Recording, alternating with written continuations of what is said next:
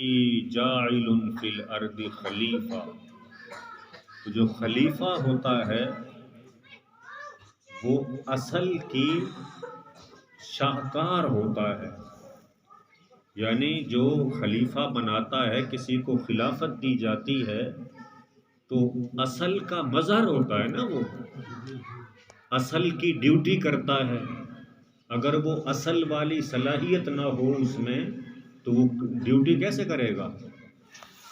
ایک حافظ صاحب ہیں، حضرت امام صاحب ہیں، اب یہ اپنے کس شاگرد کو کہیں گے کہ بیٹے میں شادی میں جا رہا ہوں یا بیٹی کے ہاں جا رہا ہوں تو آپ نے مسجد کو ذرا سنبھالنا ہے؟ تو یہ خلیفہ بنا کے جا رہے ہیں نا۔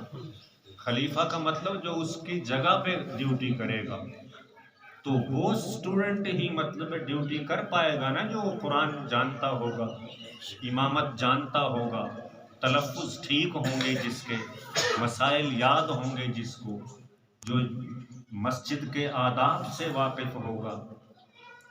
تو اللہ نے فرمایا میں اس انسان کو خلیفہ بنا رہا ہوں اپنا۔ اب فرشتوں کو کہا کہ اسجدوا لآدم، سجدہ کرو اس آدم۔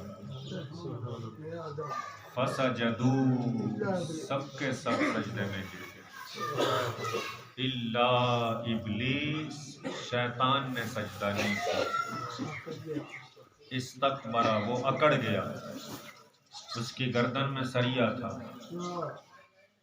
اللہ نے فرمایا کہ ما منعک ان تسجد لما خلقت بیدی، جسے میں نے اپنے ہاتھ سے بنایا تھا تو نے سجدہ کیوں نہیں کیا اس کو؟ تو کہتا ہے کہ خلقتنی من نار، اب فلسفہ دیکھیں اس کا، وخلقتہ من طین، مجھے تو نے آگ سے بنایا ہے اور آدم کو مٹی سے بنایا ہے۔ آگ جلاؤ تو اوپر جاتی ہے، مٹی پھینکو تو نیچے جاتی ہے، تو میں افضل ہوں، آگ افضل ہوئی۔ یہ دلیل دی اس نے، قرآن کہتا ہے۔ تو اللہ نے فرمایا مجھے وہ شخص پسند ہے جو عاجزی کرتا ہو، مجھے تکبر والا پسند نہیں ہے۔ تو علماء نے یہاں ایک بات فرمائی کہ شیطان کی نظر، اب جسم جو تھا آدم کا وہ بشریت ہے، حضرت آدم کا بدن بشریت ہے، اور جو اندر اللہ نے فرمایا میں نے اپنی روح میں سے پھونکا ہے وہ نورانیت ہے۔ تو فرشتوں نے بدن کو بھی دیکھا کہ یہ سٹرکچر جو ہے، ڈھانچہ، یہ بشریت ہے، لیکن جو اندر روح کا چراغ جل رہا ہے وہ نورانیت ہے، خدا کا نور جل رہا ہے اندر۔ فوراً سجدہ ریز ہو گئے، اور شیطان کے اندر شیطانیت تھی، اس کے اندر ظلمت تھی، آگ سے بنا ہوا تھا، اس کی نظر صرف جسم تک رک گئی، اندر روح تک نہیں پہنچ سکی۔ اس نے کہا یہ تو بشر ہے، صرف یہ تو مٹی کا بنا ہوا ہے، میں کیوں سجدہ کروں اس کو؟ تو راندہ درگاہ ہو گیا، دوسری چیز کو نہیں دیکھ سکا۔ فرشتوں نے بشریت بھی دیکھی، نورانیت بھی دیکھی، وہ سجدہ ریز ہو گئے، اور شیطان نے صرف بشریت دیکھی تو اس نے سجدہ نہیں کیا۔ تو اللہ نے دونوں باتیں فرمائی تھیں کہ خلقت بیدی، جسم کو اپنے ہاتھوں سے بنایا ہے، اور روح کے بارے میں فرمایا تھا وَنَفَخْتُ فِيهِ مِن رُوحِي، میں نے اپنی روح میں سے پھونکا ہے اس کے اندر۔ تو نچوڑ علماء نے پھر آخری جو حضور علیہ السلام کے بارے میں فرمایا، چونکہ ساری کائنات کے امام وہ ہیں کہ رسول اللہ صلی اللہ علیہ وسلم نورانیت اور بشریت کے ایسے حسین امتزاج ہیں یعنی نورانیت بھی ہے ان کے اندر اور بشریت بھی ہے کہ ان جیسی ہستی نہ کوئی پہلے آئی نہ بعد میں آئی۔ تو آخر میں ہم ترجمہ کرتے ہیں دوستو، والعصر، کہ ہم کس لیے آئے، ہمارا امتحان کیا ہے، ہم نے کرنا کیا ہے۔ زمانے کی قسم، زمانے سے مراد ہے تاریخ، کہ اس میں دونوں کردار، اس میں فرعون بھی گزرا ہے، موسیٰ بھی گزرا ہے، نمرود بھی گزرا ہے، ابراہیم علیہ السلام بھی گئے، حسین کی شخصیت بھی موجود ہے اور یزید بھی موجود ہے، ابو جہل بھی موجود ہے، محمد الرسول اللہ بھی موجود ہے۔ تو لوگوں اس کائنات کی ہسٹری دیکھ لو، والعصر، زمانے کی قسم، یہ کھنڈرات بھی موجود ہیں کائنات کے اندر، سیر کیا کرو، سیرو فی الارض، تو زمانے کو دیکھو، کیسے کیسے بادشاہ آئے، کیسے کیسے لشکر تھے، کیا ہوا ان کے ساتھ، تو تم کیوں خواب غفلت میں پڑے ہوئے ہو؟ ان الانسان لفی خسر، اے لوگو تمہاری زندگی کی کشتی ڈوبی جا رہی ہے، تمہاری زندگی کی کشتی سفینہ حیات غرق ہونے والا ہے اور تمہیں خبر ہی نہیں، تم لگے ہوئے ہو موبائل میں، تم لگے ہوئے ہو نوٹ گننے میں، بس ایک پلاٹ خرید لیا، اب دوسرا خریدوں گا، وہ شیخ چلی والا، اب 2 منزلیں ہو گئی، اب تیسری منزل چڑھاؤں گا۔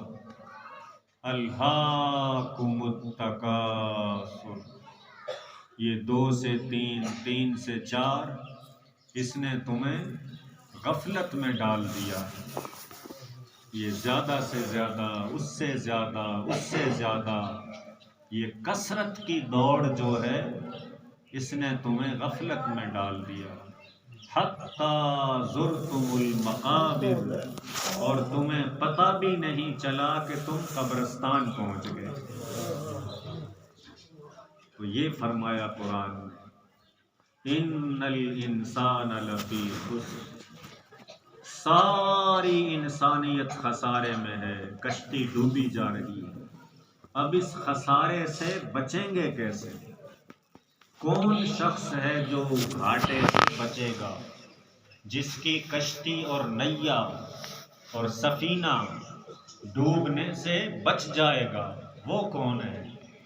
بس ہم نے اسی پہ گفتگو ختم کرنی ہے اور تشریح نہیں کرنی، بس گنوانی ہے وہ 4 چیزیں، اور سورت آپ کو یاد ہوگی، والعصر، چھوٹی سی۔ امام شافعی رحمۃ اللہ علیہ فرماتے ہیں اگر اللہ تعالیٰ پورا قرآن نازل نہ فرماتا، یہ ایک سورت نازل کر دیتا، تو اس میں فرد کے بھی مسائل ہیں، محلے کے بھی مسائل ہیں، ملکی مسائل بھی ہیں، بین الاقوامی مسائل بھی ہیں۔ علماء ایک ہی سورت سے انسانیت کے سارے مسائل بیان کر دیتے، اتنی عظیم سورت ہے۔ تو 4 چیزیں ہیں جو انسان، 2 انڈیویجول ہیں انفرادی اور 2 اجتماعی ہیں، کیونکہ ہم مل کے رہتے ہیں نا سوسائٹی کے اندر، معاشرے کے اندر، تو وہ 4 کام جب تک ہم نہیں کریں گے کامیاب نہیں ہو سکتے۔ آپ نے دیکھا ہوگا میچ ہوتے ہیں، اب مثالیں بھی وہی دینی پڑتی ہیں جو رائج ہیں ہمارے معاشرے کے اندر، تو پہلے ٹیموں کے آپس میں میچ ہوتے ہیں، 4 ہوتے ہیں، کبھی 6 ہوتے ہیں، کبھی 8 ہوتے ہیں، پھر وہ سیمی فائنل کے اندر آتی ہیں، پھر وہاں سے مقابلے ہوتے ہیں، پھر فائنل کے اندر آتی ہیں، تو کتنے میچ جو ہے ون کر کے آتی ہے ٹیم، فائنل کے اندر آتی ہے، پھر 2 ٹیموں کے میچ ہوتے ہیں، تو کافی سارے میچ جیت چکی ہوتی ہے نا ٹائم، وہ جو فائنل کے اندر آتی ہے ٹیم، لیکن جب ہارتی ہے وہاں تو رو رہے ہوتے ہیں کھلاڑی، یار کتنے، تم کوئی 15-16 میچ تو جیت گئے، رو کیوں رہے ہو؟ اس لیے رو رہے ہوتے ہیں کہ بیٹے باتیں نہیں، باتیں کرنی ہے تو بات کہ ٹرافی مس ہو گئی، کپ جو تھا وہ نہیں لے سکے، فائنل میں تو پہنچ گئے، کپ تو نہیں ملا۔ تو یہ وہ ترتیب ہے، اِلَّا الَّذِينَ آمَنُوا، سب سے پہلے ایمان والا میچ لڑنا ہوگا۔ ایمان کیا ہے؟ اب اس کو بھی میں معاشرے کے حساب سے سمجھاتا ہوں آپ کو، وہ تعریفیں نہیں جو علمی اعتبار سے۔ اب ہمارا ایمان ہے کہ بچے کو آگے ایڈمیشن کیسے ملے گا، میڈیکل کالج میں، انجینئرنگ کالج میں، آگے کیا ہوتا ہے۔ تو کے جی اور پریپ سے ہی ہم ایڈمیشن دلواتے ہیں 3 سال کے بچے کو، بیگ، ٹیوشن فیس، اسکول لے جانا، نماز پڑھے نہ پڑھے کوئی مسئلہ نہیں ہے، اس کی صحت، اس کا بال پین، اس کی پینسل، تو یہ ہمارا ایمان ہے۔ اس بات پر ایمان ہے کہ ابھی سے یہ اہتمام کریں گے تو بچہ میٹرک پاس کرے گا۔ اور نبی کی بات پر ایمان ہوتا، یہ میں اکثریت کی بات کر رہا ہوں، کہ اگر نماز پڑھیں گے تو جنت ملے گی، تو اسی اہتمام سے بچوں کو نمازی بنایا جاتا۔ جس اہتمام سے بچوں کو ہم اسکول کی تیاری کراتے ہیں، ٹیوشن پڑھاتے ہیں، یونیفارم لے کے آتے ہیں، بکس وغیرہ لے کے آتے ہیں، کیا نماز کی تیاری کرائی جاتی ہے؟ بارہا میں بتاتا ہوں ہر جگہ، ابھی میں اگر ایک سوال کروں، 50 برس بیت گئے نماز پڑھتے ہوئے امام صاحب کی موجودگی میں، نماز کا ہی ایک لفظ ہے وَنَخْلَعُ، اس کا ترجمہ کیا ہے؟ تو شاید ہی امام صاحب کی بات نہیں کر رہا، اس کا ترجمہ کیا ہے؟ تو فرض کریں 50 میں سے 1-2 جواب دے دیں تو وہ کوئی تسلی بخش بات تو نہیں ہے، جبکہ 3 سال کا بچہ ہمارا وہ یہ جانتا ہے کہ this is a book, I am going to school, sit down please, جانتا ہے کہ نہیں جانتا؟ یہ انگلش کو سمجھ کے پڑھتا ہے۔ نماز ہم بے سمجھے پڑھ رہے ہیں، یہ سوچنے کی بات ہے۔ کیا جواب دیں گے؟ قرآن ہمیں سورہ فاتحہ کا ترجمہ نہیں آتا، تو محشر میں رسول کہے گا، 19واں پارہ سورہ فرقان، یا ربی ان قومی اتخذوا ھذا القرآن مہجورا، اے میرے رسول کی گواہی، رسول کی گواہی کوئی چھوٹی سی، اس میری قوم نے قرآن چھوڑ دیا تھا، ان کو تجوید ہی نہیں آتی تھی، انہیں پتہ ہی نہیں تھا حروف مدہ کیا ہے، حروف لین کیا ہے، غنہ کہاں ہوتا ہے، حروف اظہار کیا ہے، حروف حلقی کیا ہے، باقی سارا سیاست ان کو آتی تھی، پی ٹی آئی کا پتہ تھا ان کو، نون لیگ کا پتہ تھا ان کو، کہاں کہاں سے ممبر کون کون سے جیتے ہیں، کرکٹ کا پتہ تھا، جتنے دھندے دنیا کے ہیں سارا ان کو یاد تھا۔ اگر یاد نہیں تھا ان کو تو نماز یاد نہیں تھی، قرآن یاد نہیں تھا، قرآن کا 10 سورتوں کا بھی ترجمہ یاد نہیں تھا۔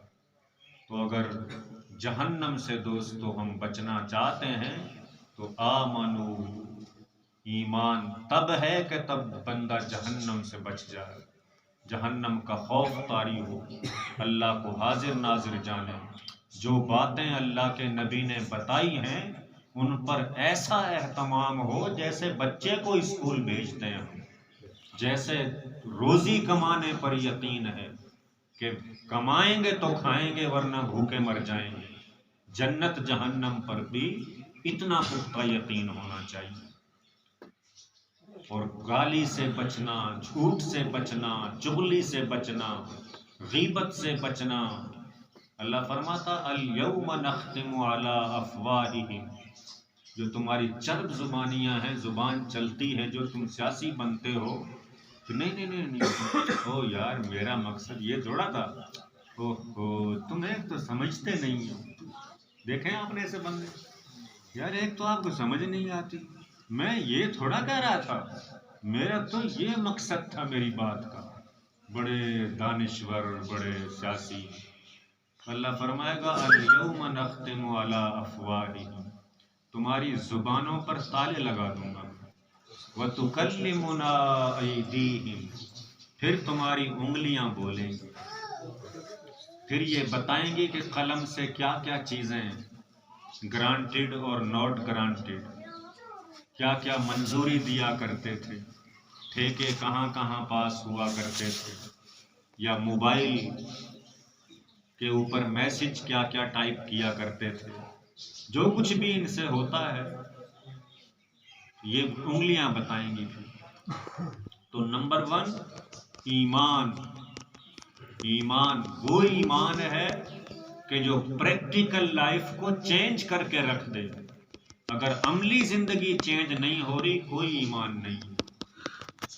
پہلے شرط ایمان، الا الذین آمنوا، دوسری شرط عملوا الصالحات، برے کام چھوڑ دیے جائیں، جھوٹ چغلی غیبت یہ چیزیں، بد نظری اور حرام روزی، نیک کام کریں، نماز پڑھیں، مسجد سے محبت کریں۔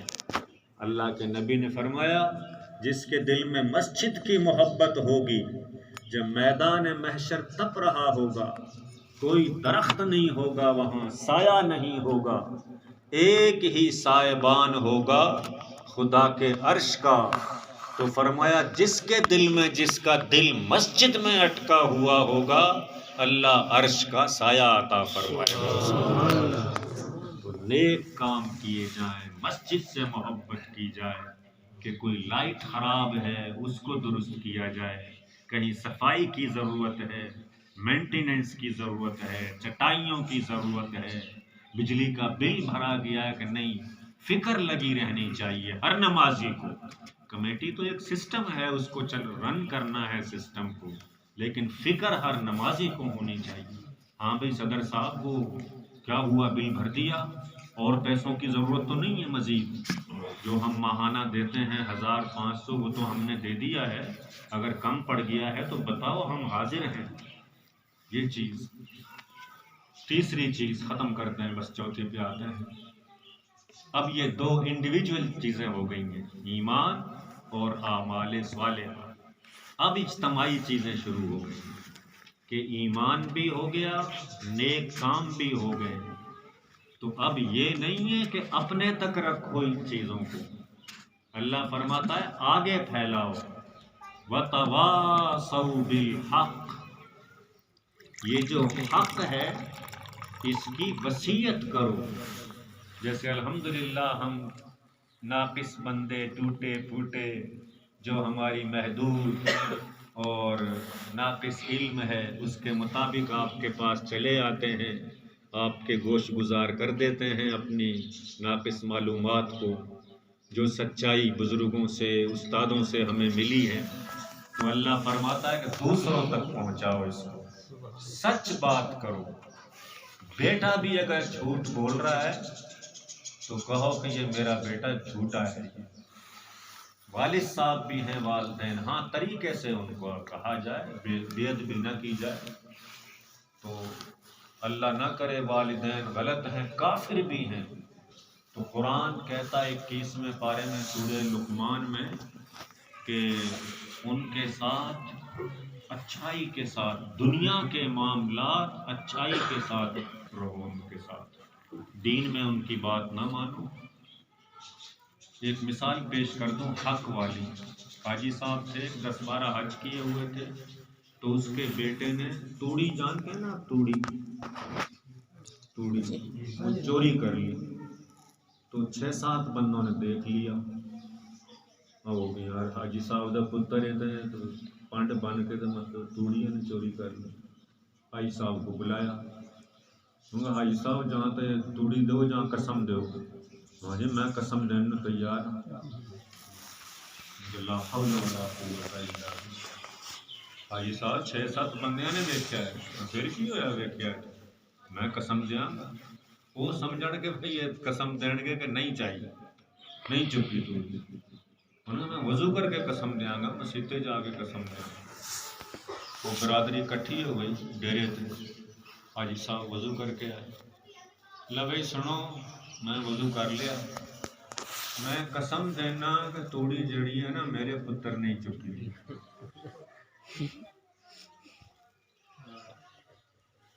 کہتا میں قسم دیتا ہوں کہ توڑی جو ہے میرے بیٹے نے چوری کی. اب آگے سمجھ. وَتَوَاصَوْا بِالْحَقِّ. جو حق بات ہے وہ حق ہے کہ میرا بیٹا چور ہے. تو مت لحاظ کرو باپ ہو بیٹا ہو پڑوسی ہو رشتہ دار ہو. آخری اور چوتھی بات وَتَوَاصَوْا بِالصَّبْرِ. کہ یہ 3 باتیں جو بیان کی گئی ہیں نا یہ بچوں کا کھیل نہیں ہے. اس میں طائف کی وادی بھی آتی ہے. پتھر بھی پڑتے ہیں. ہمیں بھی کہتے ہیں لوگ کی پیری مریدی جی. میرے سالہ جہاں سسرال ہے وہاں ان کو کئیوں نے کہا وہ یار سنا ہے تھوڑے بہنوئی نے پیری مریدی شروع کر دیتی ہے. یعنی بڑے جیسے تعزیت نہیں کرتے. آپ کے بہنوں نے سنا ہے پیری مریدی شروع کر دی ہے. ان کے ہاں پیری مریدی شروع کر دی ہے. کوئی نشہ شروع کر دیا ہے. یہ حالت لوگ حیدرآباد میں گئے کی یار پکھنڈ بازی ہے. یہ کھان پین کا ڈھونگ بنایا ہے. مطلب کھان پین کا اج اتنے روٹی کھادی کل نو. وہ یار ایک بندے کا 16-17 ہزار خرچہ آتا ہے. سمجھ آ رہی. ٹرین کی ٹکٹ 3000 کے قریب ایک طرف کی. جانے کی 3000 کے قریب. یہ ہائیسٹ ٹوٹا ہائی. ویسے آپ کے نالج کے لیے بتا رہا ہوں. الحمدللہ ہم سب ہر سال اپنا خرچہ کرتے ہیں. تو 4500 اب اس وقت یہ سستا ہمارا پیر بھائی ہے. ورنہ 6000 ہے پر ڈے. یہ اس لیے ہم سے کم لیتے ہیں ہمارے پیر بھائی ہیں. اور پیٹرول ہمارا ہے 4500 پر ڈے. اور جو صبح سے جیسے اب ہم شروع ہوئے ہیں چیچا وطنی سے تو رات 12 بجے پھر صبح ہوئے ہیں شروع ہوئے ہیں پھر رات 12 بجے. روٹی کھانے کے لیے یار تو مطلب یہ ہے کہنے کا کہ جو چوتھی چیز فرمائی کہ وَتَوَاصَوْا بِالصَّبْرِ. یہ نیک کام کرنا تبلیغ کرنا یہ آسان کام نہیں ہے. لوگوں نے گلاں بھی کرنیاں نے. ابھی وہ ایک ہمارے پیر بھائی بنے راشد. وہ دوستوں نے اس کو ٹوپی پہن لی. اس نے جب بیعت ہو گئے اب دوستوں نے مذاق کرنا شروع کیا. سوئے صوفی سوئے مولوی مسلمان ہو گئے ہیں. صوفی مولوی تو دور کی بات ہے مسلمان ہو گئے ہیں. وہ بیچارے نے ٹوپی رکھ دی دراد میں. اس کو کہہ رہے مسلمان ہو گئے. انا للہ. اگر آ سکو تو آؤ انہی پتھروں پہ چل کے. میرے گھر کے سامنے کوئی کہکشاں نہیں. تو یہ طائف کی وادی کہیں پتھر پڑیں گے کہیں باتیں سننی پڑیں گی کہیں تھک جائیں گے. مجھے مائیگرین کا پرابلم ہے تو وہ دوائیں شدید درد آتے سر میں گولیاں کھاتا ہوں.